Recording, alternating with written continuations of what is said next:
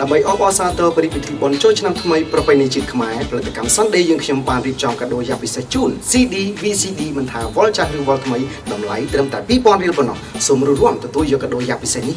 ទាំងអស់គ្នាសូមអរគុណ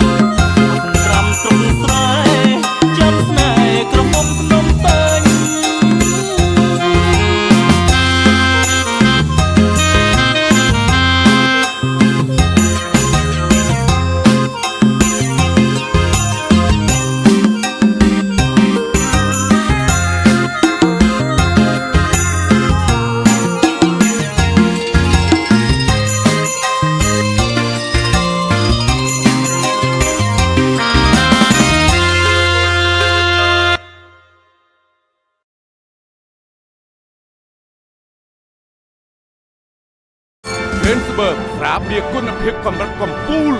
អ្នកមេដាយមាសពិភពលោក Rensburg ដណ្ដើមជន់ជាតិអាល្លឺម៉ង់